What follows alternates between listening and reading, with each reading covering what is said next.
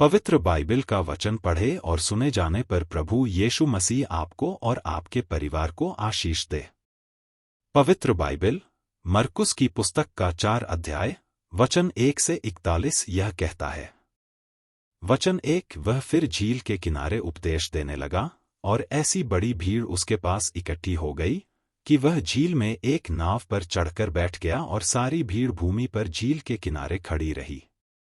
वचन 2 और वह उन्हें दृष्टांतों में बहुत सी बातें सिखाने लगो और अपने उपदेश में उनसे कहा। वचन 3 सुनो देखो, एक बोने वाला बीज बाने के लिए निकला।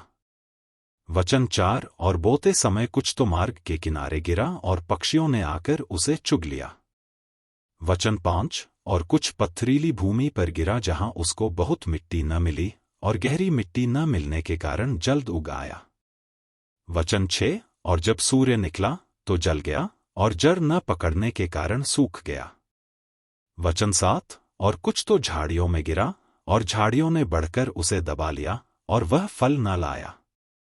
वचन 8 परंतु कुछ अच्छी भूमि पर गिरा और वह उगा और बढ़कर फलवंत हुआ और कोई 30 गुना, कोई 60 गुना और कोई 100 गुना फल लाया। वचन 9 और उसने कहा, जिसके पास सुनने के लिए कान हो वह सुन ले। वचन 10 जब वह अकेला रह गया तो उसके साथियों ने उन 12 समेत उससे इन दृष्टांतों के विषय में पूछा। वचन 11 उसने उनसे कहा, तुमको तो परमेश्वर के राज्य के भेद की समझ दी गई है, परंतु बाहर वालों के लिए सब बातें दृष्टांतों में होती हैं। वचन 12 इसलिए कि वे देखते हुए देखें और उन्हें सुझाई न पड़े और सुनते हुए सुने भी और न समझे, ऐसा न हो कि वे फिरें और क्षमा किए जाएं। वचन 13 फिर उसने उनसे कहा, क्या तुम यह दृष्टांत नहीं समझते? तो फिर और सब दृष्टांतों को क्यों कर समझोगे? वचन 14 बोने वाला वचन बोता है।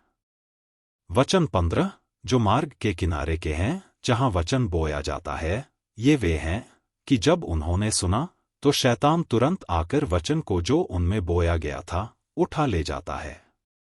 वचन 16 और वैसे ही जो पथरीली भूमि पर बोए जाते हैं, ये वे हैं कि जो वचन को सुनकर तुरंत आनंद से ग्रहण कर लेते हैं।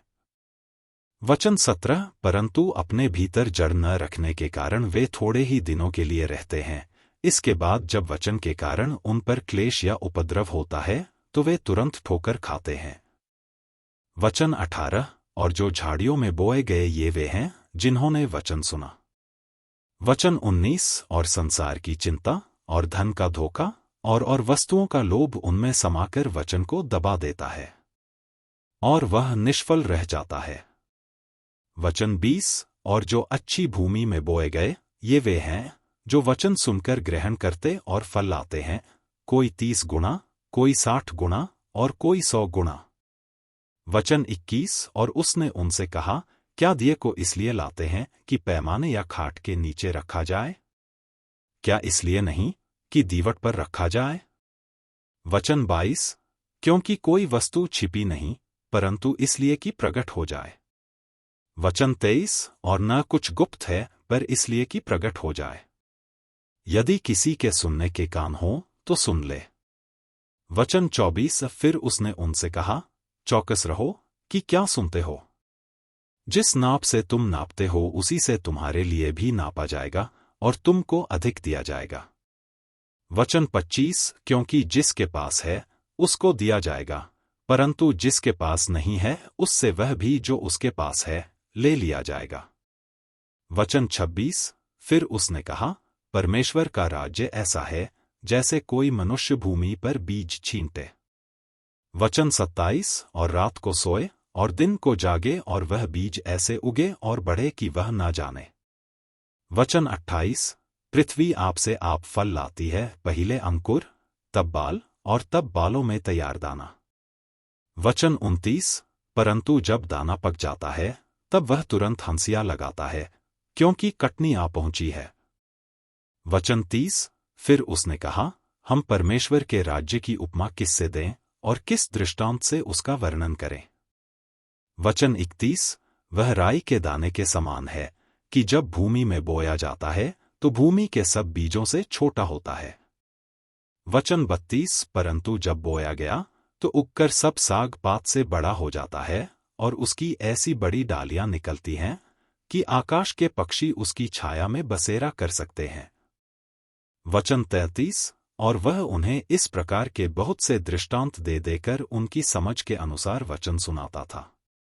वचन 34 और बिना दृष्टांत कहे उनसे कुछ भी नहीं कहता था, परंतु एकांत में वह अपने निज चेलों को सब बातों का अर्थ बताता था। वचन 35 उसी दिन जब सांझ हुई तो उसने उनसे कहा, आओ हम पार चलें। वचन 36 और वे भीड़ को छोड़कर जैसा वह था वैसा ही उसे नाव पर साथ ले चले और उसके साथ और भी नावें थीं। वचन 37 तब बड़ी आंधी आई और लहरें नाव पर यहां तक लगीं कि वह अब पानी से भरी जाती थी। वचन 38 और वह आप पिछले भाग में गद्दी पर सो रहा था, तब उन्होंने उसे जगाकर उससे कहा, हे गुरु, क्या तुझे चिंता नहीं कि हम नाश हुए जाते हैं? वचन 39 तब उसने उठकर आंधी को डांटा और पानी से कहा, शांत रह, थम जा, और आंधी थम गई और बड़ा चैन हो गया। वचन 40 और उनसे कहा, तुम क्यों डरते हो? क्या तुम्हें अब तक विश्वास नहीं? वचन 41 और वे बहुत ही डर गए और आपस में बोले, यह कौन है कि आंधी और पानी भी उसकी आज्ञा मानते हैं? यदि आप विश्वास करते हैं तो यह वचन सभी विश्वासियों को भेजें और इस चैनल को प्रभु यीशु मसीह के नाम से सब्सक्राइब करें और आशीष प्राप्त करें। धन्यवाद।